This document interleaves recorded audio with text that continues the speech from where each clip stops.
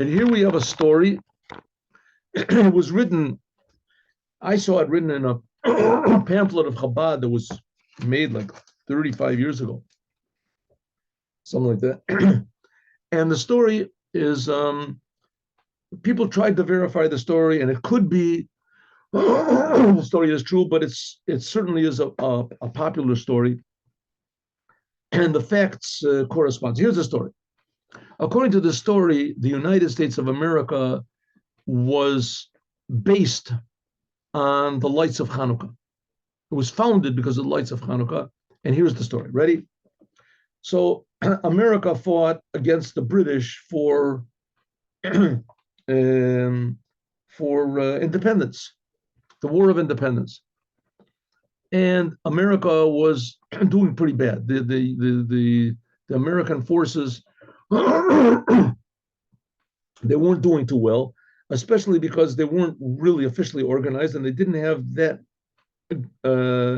good of ammunition and weapons. People had to bring their own weapons from their home. There was no official organization of the army. George Washington sort of organized everyone together, and they were outnumbered by the British. And the British were seasoned warriors, right? They were seasoned warriors, and they had the cannons and all. Anyway, so the Jews, the Jews, so the Americans, they made a retreat, or they were in Valley Forge, a place called Valley Forge.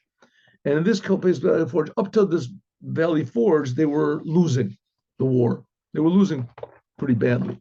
And Valley Forge, they went, it was supposed to be sort of like a secret that they were there, and they tried to reorganize everything, but it wasn't really going so good, especially in the beginning.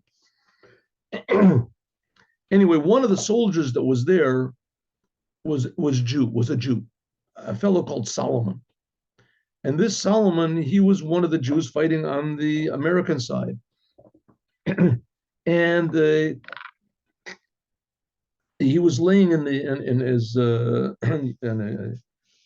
didn't have enough tents to go around and whatever, so he was laying outside, covered by a few blankets. And in the morning, they were supposed to go and fight, or soon after, they were supposed to go and fight. In the nighttime, they tried to do everything they could to conceal themselves. In those days, there was no surveillance, balloons or what is drones or anything like that.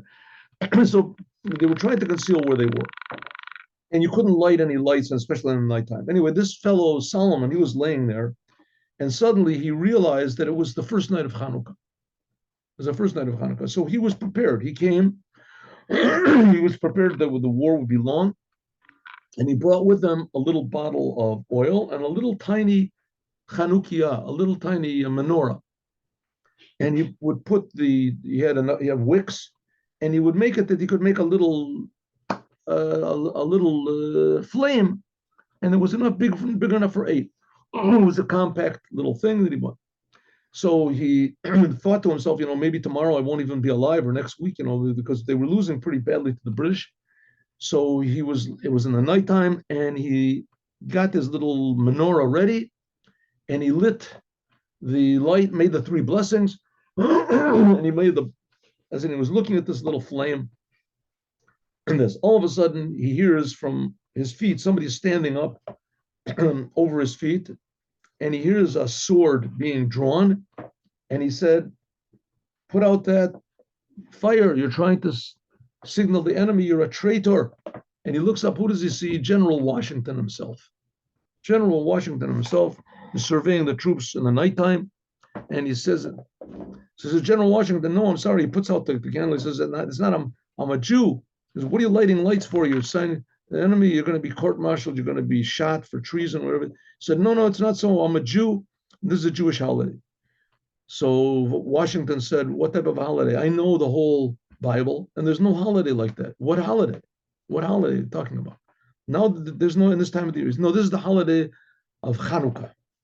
The holiday of Chanukah." He says, "There's no such holiday in the writings of the Bible. There's no." He says, "No, you're right. This is a holiday that after the Bible was already finished in the middle of the Second Temple. And this is in the Divrei Yomim, with the finishes. The Second Temple was built. So this is not in this.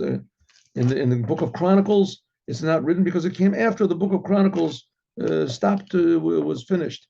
What's the miracle? He said, so this Solomon says, what type of miracle? What are you talking about? Jew, what are you talking about? He said, no, we beat the Greeks. The Greeks were very powerful and they were very many and we were outnumbered and we were untrained, but nevertheless, we beat the Greeks. And all of a sudden, the Solomon gets a little bit of courage and he says, and the same thing is with you, general. We are outnumbered and we are weak and few and untrained, unarmed. But just like the Jews won back then because they were fighting for the truth, is because you're fighting for the truth, is you will win also, will be victorious. So Washington puts his sword back and he said, you're a Jew. You're from the people of prophets, from the prophets, a nation of prophets. What you said just now, I take as a prophecy. You can light your candles, but just cover it over with your with the blanket so that nobody sees, to limit the light. And it should light as little as possible, and that's it. And so we know what happened. The Jews, in fact, so we know what happened. The Jews, in fact, the Americans went into battle, and they won. They started from Valley Forge on. They started winning battles, and they won. And America declared independence. And this fellow Solomon, he went back to his home in Boston, wherever it was, and he made a printing press, and he lived a good life. One day at Solomon's door, he hears a knock. I don't know if it was in the middle of the holiday of Chanukah, if it wasn't, maybe he hears a knock. He opens up the door, and there is standing the President of the United States, Washington, and he's got all these honorable people standing behind him. So he says, General Washington, the house is not clean. What do I owe this, the honor of this meeting? He said, oh, General Washington said, oh, you remember me? He says, of course I remember you. Can we come in? He said, yes, of course you can come in, but the house is not organized. They came in. He said, listen, more than you remember, Washington says, more than you remember me, I remember you. Do you remember that night when you lit that candle for your holiday? He said, of course, I remember. How could I ever forget that? So Washington said, listen, that night decided the fate of the army. He said, maybe you'll ask yourself, why was I walking around in the middle of the night, middle of a cold night? Why was I walking around outside? I was walking around because I saw the situation of our soldiers, and I realized that the situation was helpless. I realized that there was no way that we're going to win the war. We were low on ammunition, we were low on supplies, we were low on everything, and we were low on morale. I thought, what am I going to send these boys into battle, and they're just going to get killed for no reason, and we're going to lose anyway. It won't make difference. I decided that tomorrow morning I'm going to go and surrender to the enemy. That's what I decided. I was going to make conditions that let everybody go back home, because we had no chance.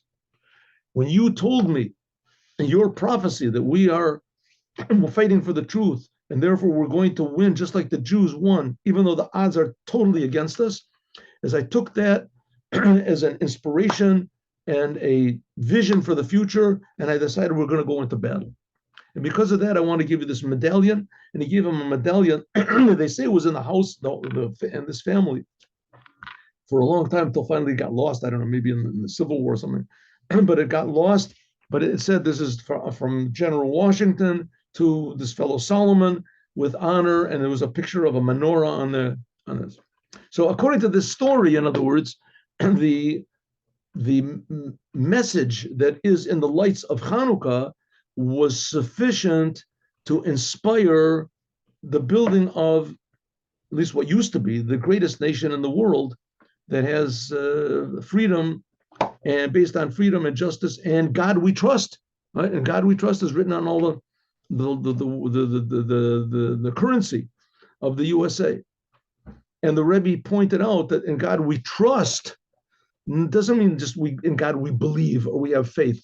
Trust is written on the money. In other words, trust means in physical things. We rely on God. We trust in God that money is going to come from Him, and that if we're just honest people, that all our physical things, including victory, will come from the Creator of the universe.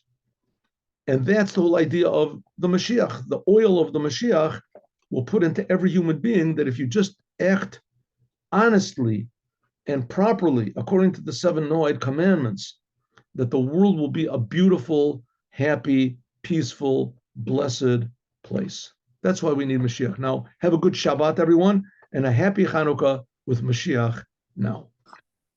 Rabbi, the recording, 1 second. Turn off.